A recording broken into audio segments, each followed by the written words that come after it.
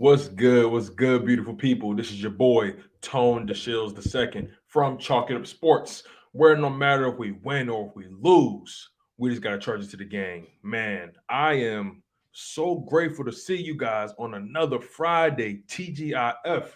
And I'm really looking forward to the weekend. I'm really looking forward to getting some downtime. It's been a real busy week, not just in sports, but it's just been a busy week in totality when it comes to life, man. You know, so much has been going on in the world, so much going on in the sports world, and let's be totally honest. We had to be grateful for the time we got on this planet. We had to be grateful for just the opportunity to continue to exist and put out dope content, put our best foot forwards, and I'm just grateful to be here with you guys in general. So make sure you guys like, comment, and subscribe to the channel, to the content. If you guys are new to the content, of course, like, comment, and subscribe. If you guys are watching this show after the fact, make sure you guys hit that like button as well. The like button is currency on YouTube. It's currency. It gets us through the door. It helps keep us in the door. You feel what I'm saying? Make sure you guys smash that like button. Also, make sure you guys have your notification bells on. I'm always grateful for that as well. And on top of that, do not forget, I'm giving you guys Chalk It Up Sports daily, Monday through Friday at 1 p.m. Eastern Time. You cannot beat it. All you got to do is just get with it or get lost. I really appreciate all the love, man. Can't really say it enough.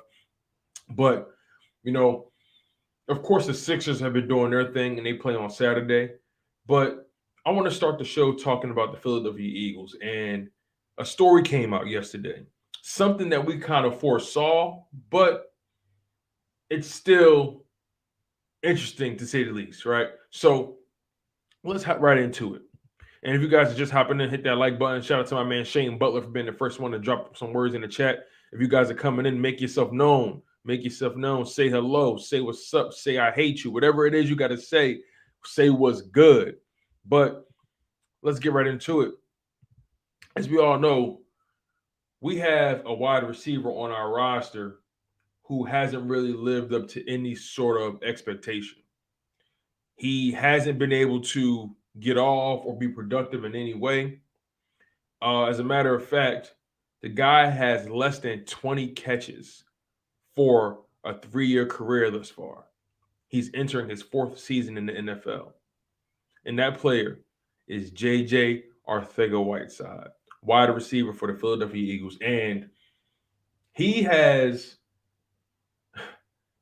been one of the larger disappointments outside of Jalen Reagor. Now, let's add some context to J.J. Arcega-Whiteside's career. J.J. Arcega-Whiteside, 6'2", 225 pounds. By all stretch of the imagination, when it comes to measurables, should be a pretty imposing figure offensively. Age 25, was drafted by the Philadelphia Eagles in the 2nd round, 57th overall. And he has not been productive in the NFL. Went to Stanford, played in the Pac-12. And J.J. Arcega-Whiteside had a hard time transitioning from the college game to the NFL game. And it's not the easiest thing to do. I'll be honest, it's not easy all the time. Some guys hit the ground running. Some guys are late bloomers. It happens. But when it comes to J.J. Arcega-Whiteside, his career had no sense of urgency, no sense of progression. It just seemed like he was the same player every single year. And it seemed like no matter what you do, no matter what situation you put him in, he couldn't be successful. But I will give him credit in this regard. He can block. Being 6'2", over 220 pounds, you better know how to block. But he can block. He is the Eagles' best blocking wide receiver. That's a fact. But bringing in a guy like Zach Pascal puts a guy like J.J. Arcega-Whiteside's job in jeopardy. Think about it. He does everything J.J. does well. And he does everything pretty well that J.J. can't do. Zach Pascal came in the league undrafted, has shown that he can be somewhat productive, giving you seasons of over 600 yards, being a number 3 option. You know what I mean? J.J., on the other hand, was given opportunities. There were so many opportunities given to him. There were times where he wasn't even active for the game. There were There were moments where JJ wasn't even able to put his jersey on, wasn't even able to put his pads on because he was labeled as inactive. Never put on the practice squad, but just inactive. And I never really understood it. But JJ Whiteside made it known that he's going to be converting to tight end for the remainder of, I guess, his time with the Eagles or for his career, whatever it may be. Now, believe it or not, we called this, Philly. We talked about it. We all talked about this last year, the year before. We've discussed maybe JJ Arcega-Whiteside should transition to the tight end position because of his relatively tall stature, relatively imposing stature, being 6'2", 225 pounds. And on top of that, he's a really, really good blocker. So when you think about it from that perspective, he should have been thought about converting to tight end. We've discussed it. I can't remember who I've discussed it with, but it's been talked about.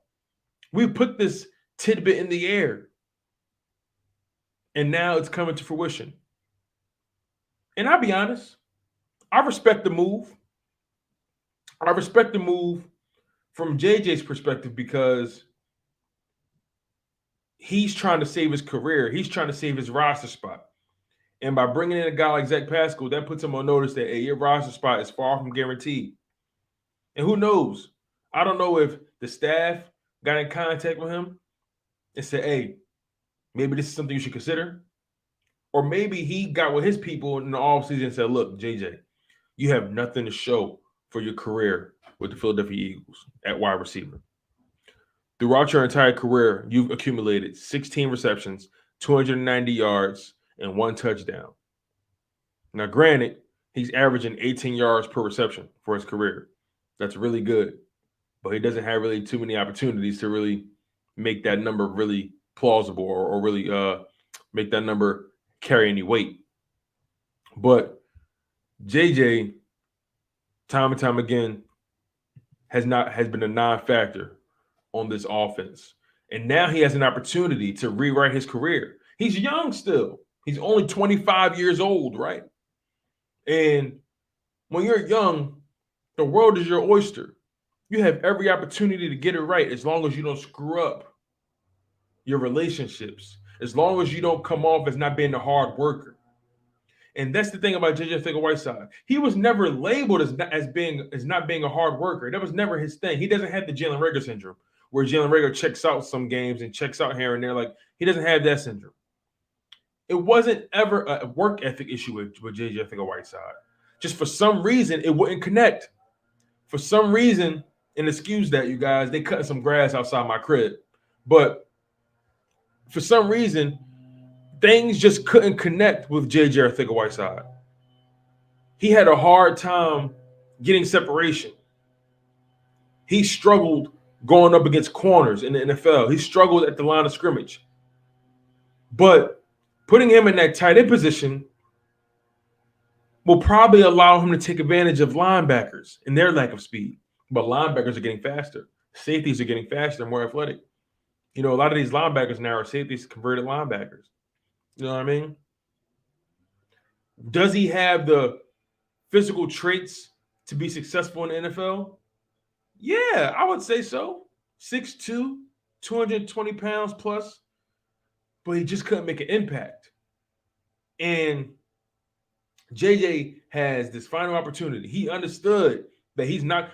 This tells me a lot about what's going to happen going into the offseason and going into this NFL draft. This tells me a lot. We got 6 people in the live stream. Thank y'all so much. Make sure you guys hit that like button. Shout out to my man Shane Butler, Seth Rowe, Ivan Mims, Easy Money. What's good? Welcome to the Discord. But JJ has one opportunity. And I felt like he should have tried to convert the tight end last season. But now he has to compete with, and now we all know Dallas Goedert is the number 1 tight end. So at best, JJ can hope for being number 2 tight end or number 3 tight end. But they still got guys like Jack Stoll, still got Tyrese Jackson, who can't stay healthy, but physical traits are off the charts.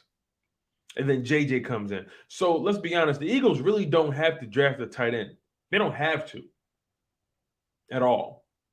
I know that was something that we were considering drafting a tight end in the later rounds, but because of JJ's transition from wide receiver to tight end, we don't have to necessarily draft a tight end. But that tells me that the Eagles are strongly considering drafting a wide receiver. And it begs the question, what does it mean for Philadelphia? What does it mean for J-Jaw? Like I said, he's going to be competing for tight end reps now. And he's a really, really good blocker. So I expect the most out of him in that regard. Can he compete with guys like JC? Here's the thing. When you're a tight end, you gotta compete with a lot of these guys, man. You gotta be physical on the D line. Or you gotta be physical in the trenches. It's gonna be times where they might ask him to, block a defensive end. He may have to block a linebacker. See, he's so used to blocking corners and the occasional safety. What happens when you run up against those big bodies? You got to step your weight up. You got to put all your chips on the line. So, JJ, can you get your hands together? Can you be productive in this role? It all remains to be seen. But what does it mean for the Eagles? Most likely they're drafting a wide receiver. Damn, y'all, I ain't gonna lie. This leaf blower or these groundsmen is killing me right now. But it's all good. We're gonna keep rocking. The Philadelphia Eagles have to strongly consider taking a wide receiver now. The wide receiver room just got that much thinner. One less wide receiver in the room. And does this move guarantee the Eagles draft the wide receiver in that first round? I don't know if it guarantees we draft the wide receiver in the first round, but I know for a fact we're probably going to draft the wide receiver in round 2 or even late round 1. You never know how things may play out, but the Eagles are going to draft the wide receiver in the first 2 days of the draft. That's a fact. And scoring wasn't really a problem for the Eagles. You know what I'm saying? So you can make an argument that you can make an argument that they could prioritize defense, but that's a different conversation. Ivan Mims says, "Call me crazy, but it might work. Keep the receipts. JJ just might do something. Throw a chip block and release and catch one for a first down. Red zone action. I don't know, bro. Hey, listen, Ivan, you're not totally off base here. Let me tell you why. Remember the Saints game? J-Jaw had a key catch to seal the game. It was a screen, but they lined him up close. They lined him up close to the ball. He wasn't wide out. He was I think they lined him up in the tight end spot. And he had a chip block. He had a chip block, got to the second level like he was with the block, then turned around, caught the ball, broke it for like 20 plus yards, something like that, if I'm not mistaken. Yeah, it was a 23-yard catch. So, Ivan, you're not off base. It could potentially work. It could. But he has to do all the work leading up to it. At the end of the day, what are his hands? And you never know. You might see the Eagles try to dial up some dual tight end sets with Dallas Goedert and JJ Whiteside. You never know what may happen. But it's all up to JJ. Can JJ really take advantage of this opportunity? His career is on the line. This is it. Y'all know that, right? This is it for JJ Whiteside. He can't afford for this not to work. He doesn't have the pedigree. He doesn't have the resume to demand another job in the NFL. He doesn't have it. He just doesn't have it. Travis Fulgham accumulated more production than J.J. Arcega-Whiteside in just 3 games. So you got to really think like JJ has to really, really look in the mirror this time.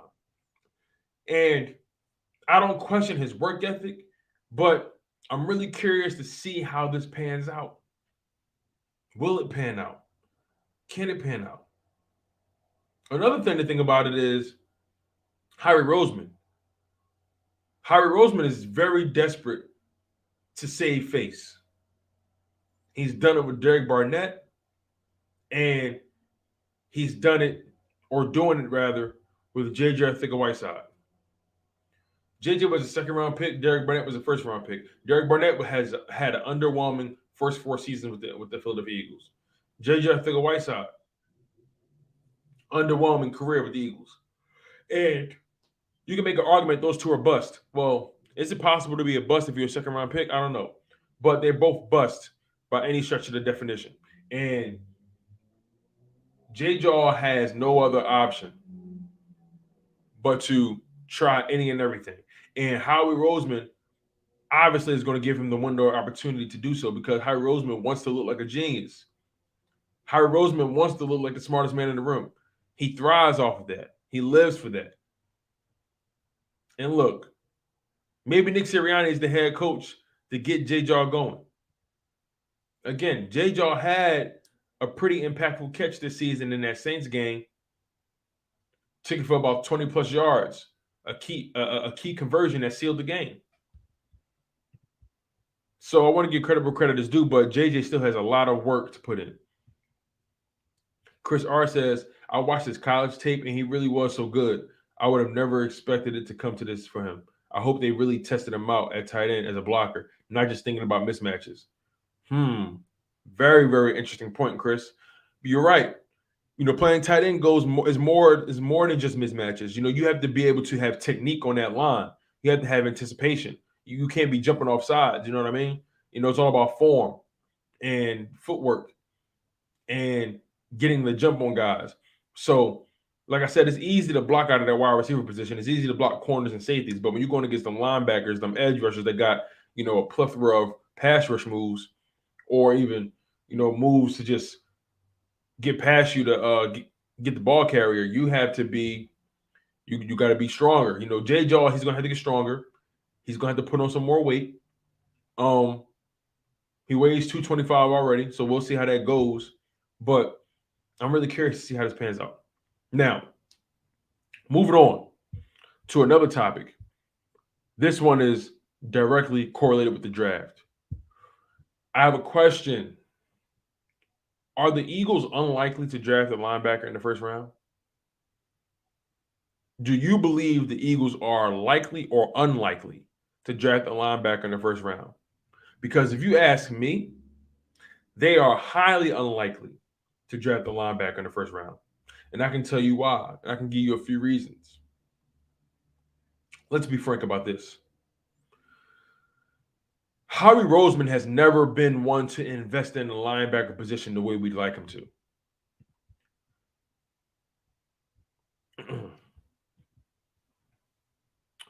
Howie Roseman has never wanted to invest in a linebacker position.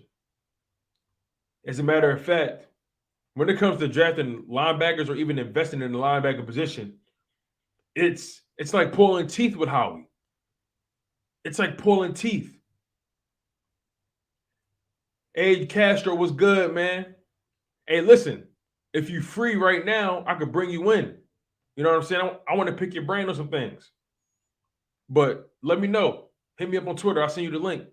The show is only an hour. My Chalk It Up Sports Daily, Monday through Friday shows, an hour apiece, 1 p.m. to 2 p.m. I'll let it bring you in for a little bit. Pick your brain for about 15, 20 minutes. You never know. Let me know. Hit me on Twitter. But nonetheless, the Eagles, in my opinion, are highly unlikely to draft a linebacker in the first round. Like I said, Howie Roseman has never shown interest in investing in the position. But here's the thing. Based off this past offseason, he has made some moves.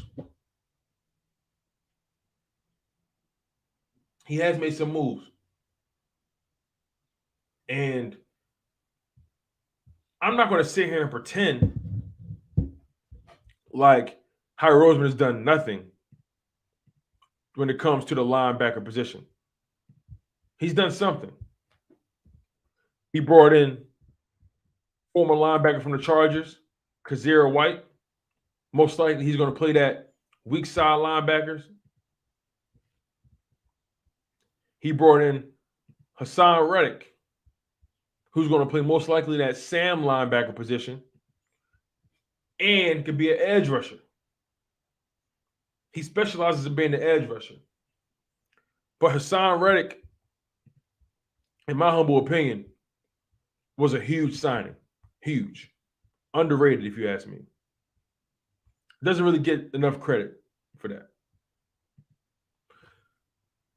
But like I said, we're not drafting a linebacker in that first round because of the assets, the pieces that we already have. I'm not saying we won't draft a linebacker at all, but let's really put it in context. He signed Hassan Reddick, who was a hybrid edge rusher slash linebacker. He signed Kazir White. He gave T.J. Edwards a 1-year extension, so T.J. Edwards is going to be here this year as the middle linebacker. Who knows if T.J. Edwards will get an extension after this year? It all remains to be seen. Then you still have guys like Davion Taylor and Sean Bradley who still have something to prove, and they're entering year 3. Davion Taylor is a kid that's supposed to have a lot of upside, apparently. He's supposed to be a guy that has a lot of the physical traits you want.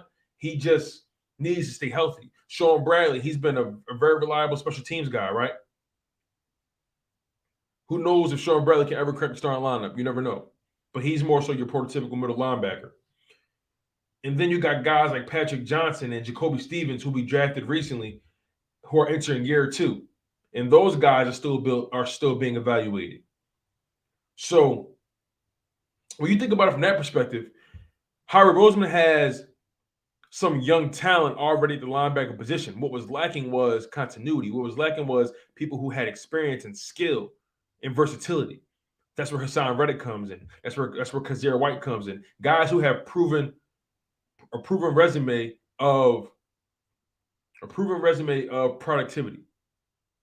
And that was what was lacking in the linebacker position. Kazir White is someone who is able to drop back in coverage. Hassan Reddick is someone who can rush the passer. That solves 2 issues for us. The linebacker position has gotten stronger. And based off of those moves, based off of the players we have already, the chances of Howie Roseman drafting a linebacker in the first round is very, very, very slim. As much as I would love a guy like Devin Lloyd or Nakobe Dean, it's just not going to happen because of the simple fact that the Eagles need to replenish the defensive line. That's where most of the deficiencies are outside of the DBs. We were one of the worst teams at rushing the passer. We were one of the worst teams at getting sacks. We could not generate any pressure. If you can't generate pressure, you're putting your linebackers in a precarious position. If you can't generate pressure and make the quarterback uncomfortable, make him make a split-second decision, force him to make a mistake, he's going to have all day back there to just do whatever he wants to do. He's going to have all day back there to just pick your defense apart. It don't matter how good your DBs are, how good your linebackers are. If you can't get to the quarterback, if he has all day to knit a sweater and make some tea back there, he's going to do whatever it is that he wants to do. We've had so many quarterbacks that we went up against complete over 70% of their passes. 9 quarterbacks to be exact completed over 73% of their passes against us. 5 of those 9, I believe, completed over 80%. That is terrible. It's terrible. So, if anything, you should expect the Philadelphia Eagles to go heavy at D-line. Expect them to probably go after Jordan Davis or Jermaine Johnson or George Karlaftis or Trevon Walker or DeMarvin Leal. You know what I'm saying? You never know. As far from a DB perspective, they may trade up, go after Sauce Gardner. They may trade up, go after Derek Stingley, or stay put, get a Trent McDuffie or a Roger McCreary or Andrew Booth. You know what I'm saying? Like the Philadelphia Eagles, they have some deficiencies on defense. Don't get it twisted. But don't think they're going to draft the linebacker in the first round. They're just not. They're not. But I'm glad my man Castro is in the building because I want to pick his brain about this topic. What's going on, Castro? How you feeling, my man? Thank you for taking the time to pop in, my guy. I really appreciate you. You already know, brother. You already know. Anytime, man. My bad about yesterday. Life smacks you in the face sometimes. But glad to be here, bro. How you been? Bro, I'm doing good. I can't complain. Grinding. Keeping my foot on the gas pedal. And man, like I gotta ask you. I asked the live chat already about this linebacker position, but I know a lot of people are in love with guys like Devin Lloyd, guys like Nakobe Dean, and all that. But if you ask me, you can't expect the Philadelphia Eagles to take a linebacker in this first round just based off the moves they made thus far and some of the talent that we have yet to really tap into. But what's your thoughts overall on the linebacker position and if they even address it? Look, we're all Eagles fans here, right? We know the history. If you ask me just based off that, no, I don't think the Eagles will address the linebacking position. I don't think that they feel they really have to. I feel like they feel, and if you look at this linebacking position throughout the draft, it is very strong. It might not have, that Micah Parsons guy. It might not have, Bobby Wagner in it or whatever on the surface value, but you have a lot of good linebackers that can come in and play a role for your team. So I know Eagles fans, and that includes me, are really stuck on getting a Devin Lloyd, maybe a Nakobe Dean. Some people even say Christian Harris still in that top 3. But to me, and I think this is kind of echoing what the Philadelphia Eagles feel, you're less likely to get one of the top guys at cornerback, at defensive end, at, maybe you could say, well, even though I think wide receiver is just as deep as linebacker, there's other positions I think that they feel they won't be able to address like they can, like the linebacking position later in the draft. So I think that's their mentality behind it. Whether or not that's a good mentality, obviously, that's a whole nother topic. But just looking at how the Philadelphia Eagles have went through this offseason, even, it doesn't seem like they want to make any move that's outside of the realm of what they're comfortable doing. This is what we've known the Eagles to be, and I think this is what the Eagles will continue to be until Howie Roseman is no longer the man making those decisions. So I think that's just kind of where we are. Right, and for the foreseeable future, at the very least, he's not going anywhere. Right, he got that 3-year extension, and I want to pose a question to you. We're talking about the linebacker core, and I know a lot of people are saying we need to get a wide receiver. We need to get Jalen Hurts some help. Right, those are the things that people are constantly spewing out on the airwaves, but I was doing my due diligence, and I spoke about this yesterday, and I just want to get your thoughts on this. So the question overall is, should the Philadelphia Eagles prioritize defense entering this draft, right? And I asked that question, and I approach it from this perspective. When you really look at the numbers and really pay attention to those games last season, the Eagles really didn't have a problem generating points in 2021. That wasn't really the issue. They averaged 26 points per game. Fair. That ranked them 12th in the whole league. So that's not terrible. You're in the top half of scoring. That means you can be relatively productive on offense. You have a source of offense. Now, whether they were efficient scorers, that's a different conversation. There were moments where offense stalled out. We couldn't sustain drives. But in totality, you saw this team able to put up multiple 30-point games throughout the season. You saw them averaging 26 plus points per game, ranked 12th in the NFL. And for the better part, you can really expect them just improve efficiency, get style points, if you will. We lacked that. But defense, by my estimation, was the main issue. We didn't have a problem scoring points. We had a problem keeping points off the board. Think about it from this perspective also. 9 quarterbacks completed over 73% of their passes. 5 of those 9 completed over 80%. We allowed Derek Carr to throw for 90%. And then in the playoffs, Tom Brady completed 78% of his passes. So I say all that to say the reason these quarterbacks were so comfortable back there, we couldn't get to them. We couldn't put hands and feet on them. We couldn't make them uncomfortable. They was back there knitting sweaters, making tea, burping a baby. They was doing everything back there. And to me, pass rushers have to be a priority. Defensive line has to be a priority, and then work from there. What's your thoughts on the defense and how it correlates with the offense, and just thinking about their production on offense and whether or not they should prioritize defense versus offense? Yeah, no, I think you made an excellent point. I think what you said in the beginning is something I've been trying to, harp on as well. Is I think Eagles fans, and I hate to say it like this because I don't want to be like, I fall into the category when I say Eagles fans too, right? So Eagles fans, sometimes we get lost in that play, in that highlight. We had that big 91-yard or 92-yard, whatever it was, throw to Quez Watkins, but we didn't score. So the Eagles now, we need a wide receiver. And I don't think it's that cut and dry. I think that what you said is perfect. We were able to put the ball in the end zone. Was it the prettiest? Was it the most efficient? Did we score every drive? No. But we were able to do it at a pretty high level. Being top 15 in the NFL at anything is not an easy thing to do. So, being 12th at that position, like you said, taking another year, you now have those situational awareness, that boosts a little bit, right? You can't really practice some of the things that they weren't great at. Now they have they have that experience under their belt. So I'm not as worried with the offense as I am with the defense. And to kind of piggyback what you were saying off, not being able to get to them in the defensive line, I do think that the defensive line needs to get younger. I think we need to get better, but I think it's more of a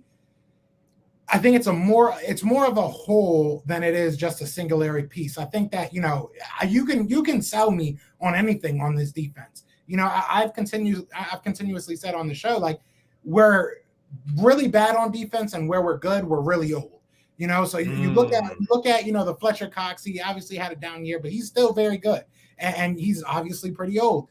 You look at Javon Hargrave. He's probably our second best defensive lineman right now, and he's pushing 29. So I'm not saying he's only got a year or two, but he's got maybe 3 or 4. So you're going to have to find somebody to, and now to add to that, Hargrave is entering the last year of his deal.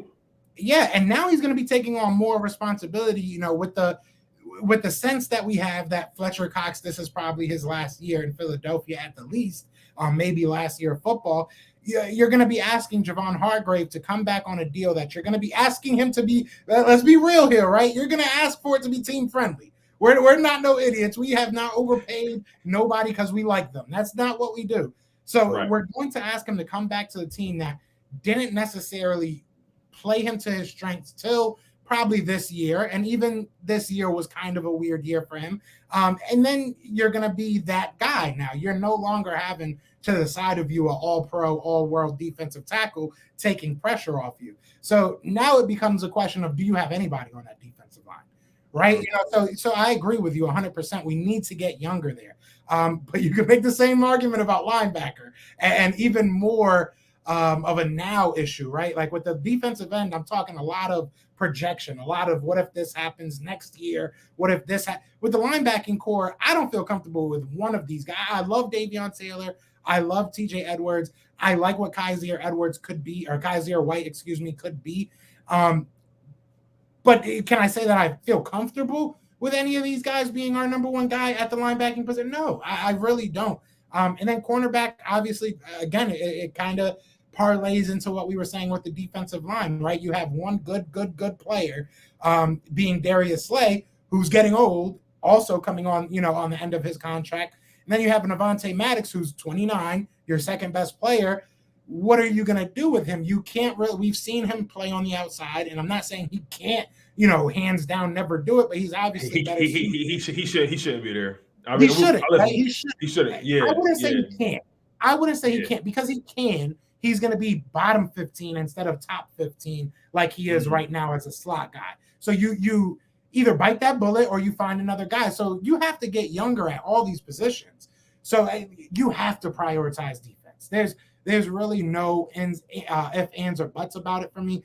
I think that if you don't get out of this draft, and I'll take away the onus of saying you have to do it in the first round, but if you don't walk away from this draft with at least a starter level player at those 3 levels on the defense, we're going to see a lot of the same that we saw last year. This isn't going to be changed by one player, by one, position being fixed, by us getting a top end wide receiver. We can score 35. If our defense is giving up 36, it's not going to really matter. So, I agree with you 100%. Good point. Very good point. Look at this defense. We have to.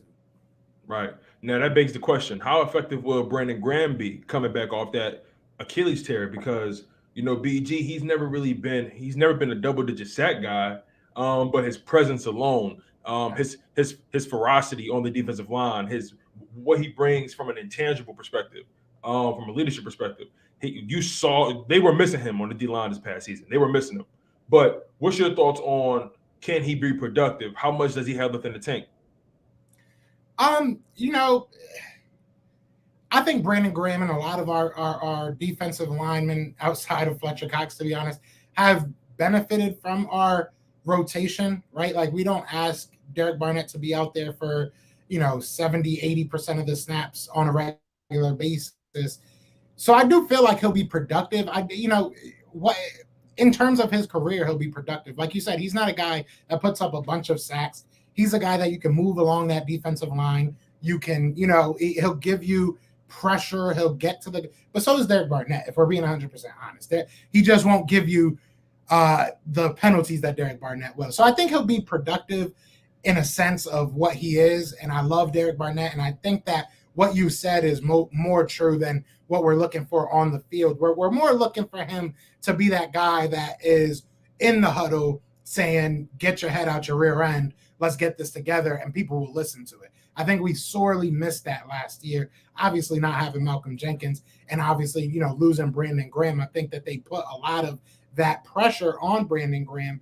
You give Alex Singleton a C on his chest, that man does not really speak that much.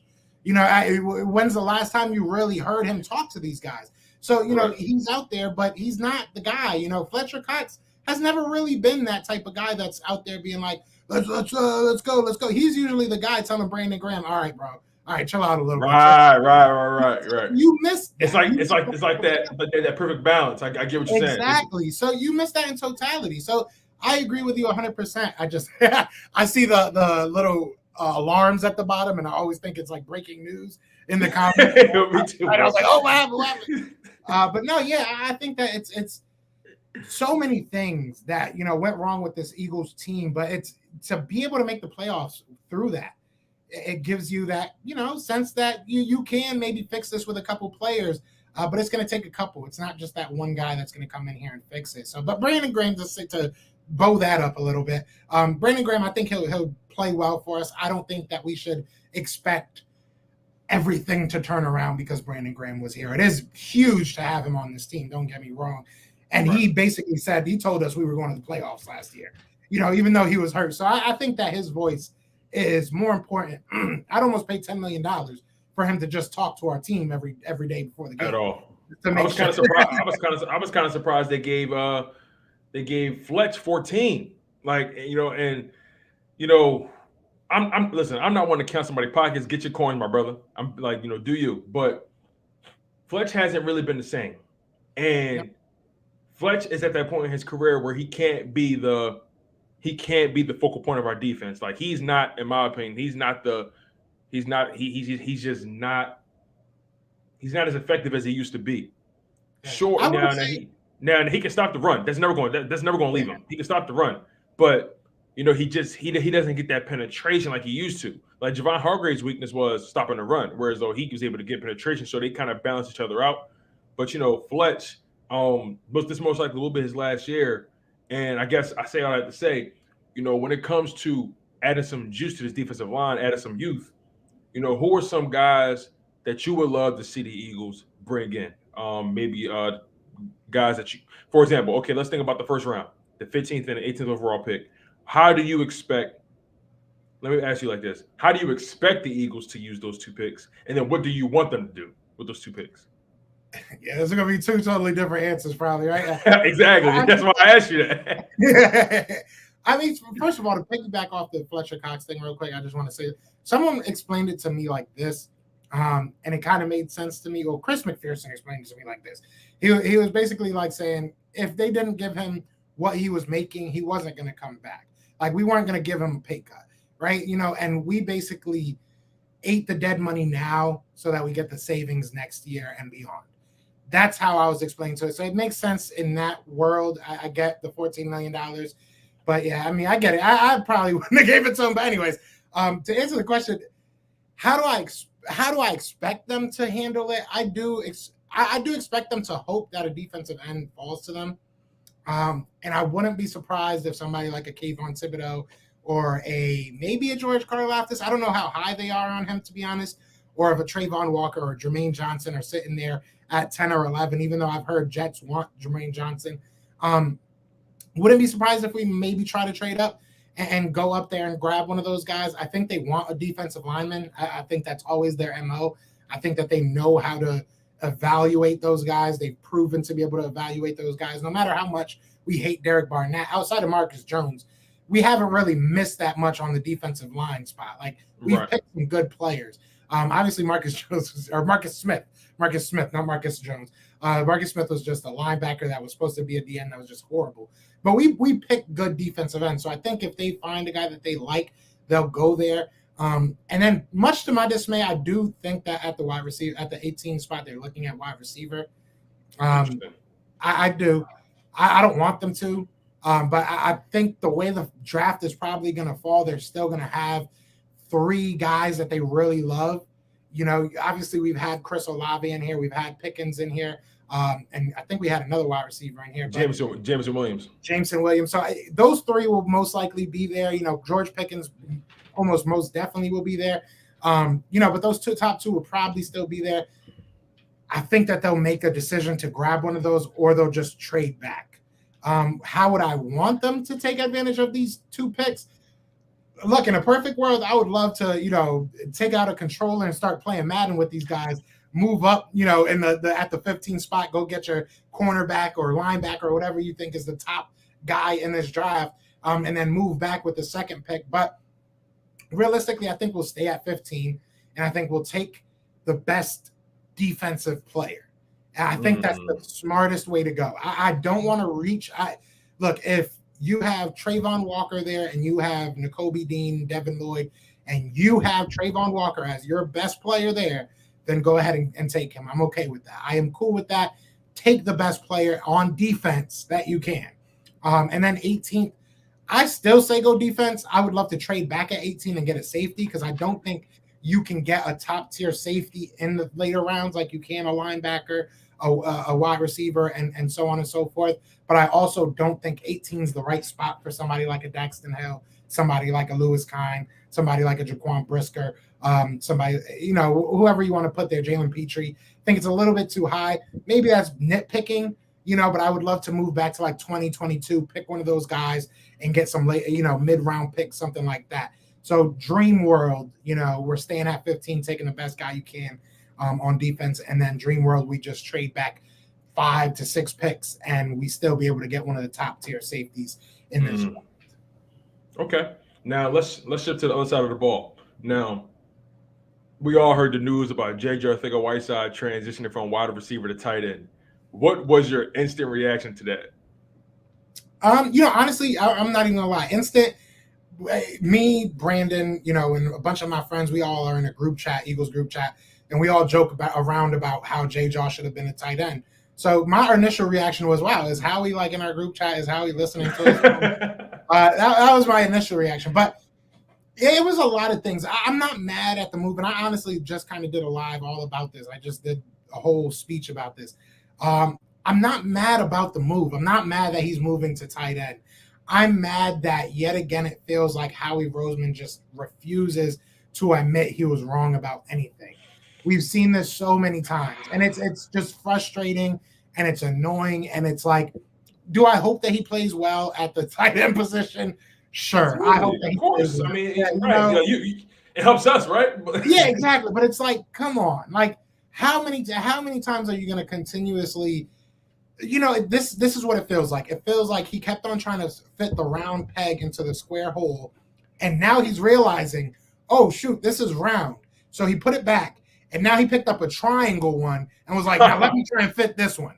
Right, like, got a butter knife trying to shape it. Like, how much do we have to deal with as Eagles fans? It gives me like Riley Cooper vibes. Like, this man should just not be on this team right now. I'd rather see Greg Ward get snaps. I'd rather see one of these younger guys get snaps. It just doesn't make sense to me, you know, personally. Like, and somebody in my chat earlier said something, and they were like, you know, next we're going to put Jalen Reagor at cornerback. And it's true. How far are you going to go to reach to try and say your pick was right? You know, and it's frustrating in that aspect, but on the football stance of it, I understand it, you know, and that's the Eagle in me. That's the Eagle fan in me. I can never just be happy about him making a good decision. I'm mad about how it looks to me, because it does. It feels like they just don't want to admit they're wrong, you know, and I don't know. That's typical Howie fashion, though. He never I feel the same way about the whole Derek Barnett resigning. Like, we all know Derek Barnett was a liability his entire career in Philadelphia, besides that rookie year, and he can't stay healthy. It's just he just doesn't, in my opinion, doesn't have it. But you know, like from J.J. Arcega-Whiteside perspective, you know, I look at it like this: like you said, you've talked about it in group chats, about him transitioning tight end. I feel like we've all talked about this for at least 2 years. That maybe he should go to tight end. He already blocks well. He already has some size on him. He's a pretty big wide receiver, 6'2", 220, 25 pounds. Maybe he should go to tight end. We've all been talking about this for the past year and a half, maybe 2 years. And I guess, like you said, maybe they've been zeroing in on the YouTube content creators and saying, hey, listen, these guys know what they're talking about. You never know. But, the wide receiver position in general, with JJ moving to the tight end position, that's one less guy in the wide receiver room. And, a lot of Eagles fans want Howie Roseman to pull the trigger on these big name wide receivers like a A.J. Brown, like a Terry McLaurin, Deebo Samuel, DK Metcalf, the free agent guys, that got signed, so on and so forth. There were so many guys that were pretty much going through the weeds of getting moved to new teams. And so many teams, so many people are wondering, why didn't we pull the trigger? Why didn't we pull the trigger? And my response to that is, well, Howie Roseman's cheap for one. But for two, you got to look at it from his perspective. He drafted Devonta Smith at, what was it, pick 12, pick 11? 10. What? 10? Oh, it was 10. Yeah, so Devonta Smith was a top 10 pick. And so far, he's showing that he can be productive in his league, especially by the way we played offense. We ran a lot. So his numbers are based off of that dynamic. But Howie Roseman is trying, and this is me trying to do the math, right? If he has this much belief in Devonta Smith, he has to have this much belief in Dallas Goedert as well. He's looking at those guys as being number one offensive weapons, number one offensive options. And if he's already locked up a lot of money with Dallas Goedert. If he was to make a big move in free agency or on the trade market and bring in one of these guys like a Deebo Samuel, who's been having his name, through the media right now, if he was to make a move like that, he will then handcuff himself to that player. And then Devonta Smith, when you got to pay him, what are you going to do? Are you really going to lock up that much money at the wide receiver position between two wide receivers? The wide receiver position is at a premium now. Guys are getting paid 18, 20, 25, 30 million now. These guys are getting paid backup quarterback money. Yeah. So, and sometimes bottom tier quarterback money. So when you think about it from that perspective, I can't blame him for not jumping the gun from a business perspective, from a team building perspective. Of course, we want to win now. We want some flashy guys on this team. We want to DK. It's sexy, right? It's style points. But if you love Devonta Smith even more, we got to make sure we got that bag ready for him, because I firmly believe Howie believes that he can be a number one in this NFL. He already came into the league polished. Dallas Goedert, he believes he can be a number one tight end, number one weapon in this NFL. He's short about paying him. So I say all that to say, what's your thoughts on how the Eagles have approached the wide receiver position? What are your thoughts on the lack of moves in free agency? And what's your thoughts on how the wide receiver position has become the new running back position? Yeah, that's a good way to put it. I never thought of it like that, but it is true. Like, that is kind of becoming the running back. But the way that the wide receiver, I blame it all on Shad Khan. I blame everything on Jaguars for giving that exorbitant amount of money to what's his name from the Cardinals. What's his name that they just signed? We talking about Christian Kirk. Yeah, they gave this man that happened. He broke the market. Crazy money. So I blame them for kind of starting this off. But I will say, I'm not upset that we did take shots. We did try to get players into the Philadelphia, right? Whether it was the trade that obviously, didn't happen with Calvin Ridley. Right. And I will say this real quick. Before Christian Kirk got that money, because they were going after Christian Kirk. They were trying to bring in Calvin Ridley. And Calvin Ridley probably would have wanted an extension or whatever. But nonetheless, they were making plays. But once Christian Kirk got that big contract, it broke the market. And I think they got intimidated by that. Yeah. Yeah, and like I said, I'm not upset about us not getting players here. I'm more upset that it seemed like people just didn't want to play here. Then, before it was very frustrating. Like, a lot of off seasons we go through, and Howie just doesn't do anything except get a bunch of cheap options. And we don't even make calls to people that we think we should get.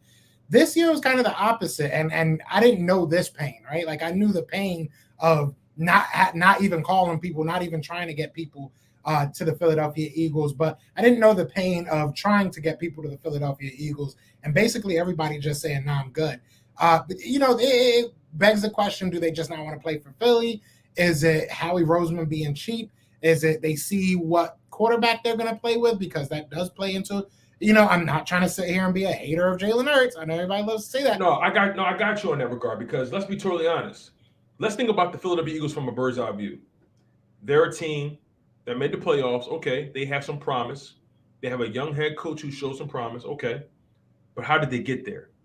They ran the ball down people's throats. They were the number one rushing offense, but maybe one of the worst passing offenses. And there's a quarterback there that, let's be totally honest, is completely up in the air whether or not he'll be here next year or who the quarterback is going to be for the long term. And when you couple all those things together, that's not really a wide receiver's most optimal situation to be in. Wide receivers are ego driven at the end of the day. They want their touches, they want their looks, they want their numbers, they want their money, they want to be seen. And if they don't have the best opportunity to showcase their skill set in your offense, they could care less unless the money talking. It's either two things with the wide receivers: the money, either the money talking or the situation is talking. Yeah, facts. You look at Tyreek Hill. Tyreek Hill went and got that bag. He was like, I don't care who I'm playing with. You gonna pay me this much? Let's go. I'll run around for anybody. 30 mil. I'll play on the moon. I'll play on Mars. What you need? And like you said, yeah, I have no, and I want to preempt what I'm about to say with this. I agree with you 100%. Go get your money, young man. Go get that bag. I'm all for it. I'm pro player as far as you can be. But look, the NFL's turning into the NBA. These guys are going to have the power to choose what they want to do, choose where they want to play. The fact that Calvin Ridley, I know that we were the guys that were trying to get him, but the fact that Calvin Ridley can, by choice, because that, he wasn't hurt all of last year. He basically, by choice, chose to sit out all of last year for the Falcons, and we were still going to give up a third-round pick to get him into Philly. So that just proves how. Obviously, the league is talent driven, but that just proves that people want proven commodities, right? They're not afraid of taking chances anymore. Third round picks aren't as risky as they used to be anymore. So I don't know, man. It feels like that's how you're going to have to do it. You're going to either have to be the place that has that quarterback that everybody wants to play with, or you're going to have to be that GM that says, listen, they're giving you 20, we'll give you 25. And play that game. And we all know Howie doesn't want to play that game. So it doesn't bode well for Jalen Hurts. I know that has nothing to do with what we're talking about, but when you start, it's crazy how it all comes back to that. And that's why people call me a Hurts hater or whatever. And it's fine. It's funny, but it all revolves around Jalen Hurts. The fact of people not wanting to come play here directly correlates to that. And he could be great. He could be Lamar Jackson. Lamar Jackson went through that in the first couple of years too. Can you name me a wide receiver they had until they were able to draft Marquise Brown? Yeah, Marquise Brown. They didn't have anybody, right? They were throwing to random people outside of their tight end. So it was hard for them to get wide receivers because of the way they played offense. So it's going to be hard for us. It's going to be tough until we get, like I said, either a quarterback everybody wants to play with, or we get just loose with our money. And I don't see the latter of that happening. So I feel you on that. Now let me ask you this before we close out. Now, we've talked about the players, we've talked about Howie Roseman, we talked about the draft. Let's get into this coaching staff, because sometimes I feel like the coaching staff gets, they fall by the wayside. They're kind of allowed to hide a little bit in the offseason. Are we putting enough pressure on Nick Sirianni and Shane Steichen as offensive play callers? And this is why I asked this. Yes, we led the league in rushing. But if that was the case, why was our play action or screen game such a non-factor? It's one thing to be predictable and you just got to mix things up. Okay. But our rushing offense was so dominant, teams had to respect it. They had to stack the box. Our offensive line still was that great. But how come we couldn't take advantage of that? So I guess in my opinion, that begs the question, did the coaches do a good enough job creating offense for Hurts and players around them this past season? And will they be able to expand that going forward? Because, again, when you have the number one rushing offense, there's no reason why you shouldn't be able to get play actions off. It seemed like we struggled to generate any kind of passing offense on a consistent basis. So just what's your thoughts on that? Are we overall putting enough pressure on Nick Sirianni and Shane Steichen as play callers and schemers? As fans, I mean, as fans, I don't think we are really even. I don't know. I really don't hear many people talk about the coaching staff, but at the same time, like just me thinking about it, like off the top of my head, I don't think they did terribly. I think that they improved. I realistically feel like our inability to be consistent as a passing team comes from the direct root of our passer being inconsistent as a passer. And we've heard him at the meetings and even coaches saying it. This guy just wasn't in our read. So Dallas Goedert may have been wide open, but he just wasn't in our read. That's an issue with our quarterback. That's something that we have to be honest about. So I can't really put blame on our coaching staff for that. I think that they honestly, more than I watched, like I have went back and rewatched a lot of the film to kind of just try and get a different view on last year, right? Like kind of get a different perspective of it. The only thing I really get from it is that they're actually pretty good at writing up some plays. There's a lot of guys running free. There's outside of a couple missed assignments, out of missed, wide receivers, just missed targets.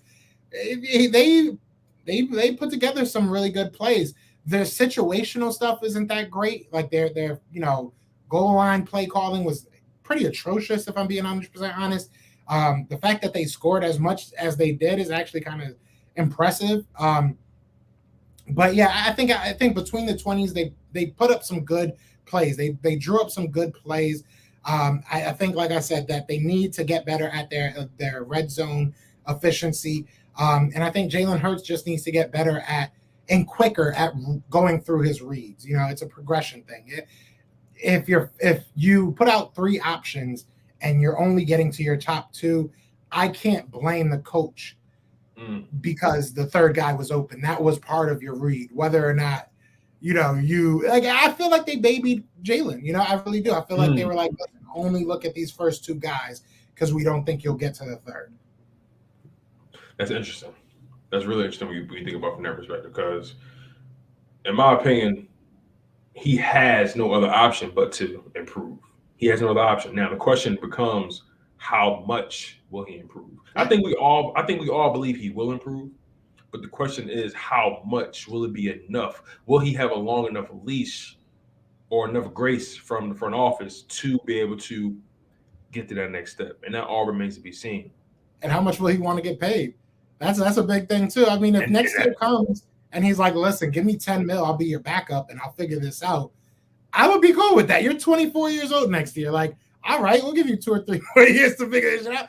But like, excuse my language, to figure this out. But like, if he's sitting there saying, well, I made it to the playoffs, and I want 30 mil a year, that's not going to happen. Especially if he plays like he did. If he plays the exact same way, if everything, happens the exact same way as last year, or even just gets marginally better, you're not getting that money. You're just not from us, at least. So I think that it comes down to what he sees himself as and what the organization obviously sees himself as, and then where that money meets. So I think there's a lot more to it than just him playing well or playing bad.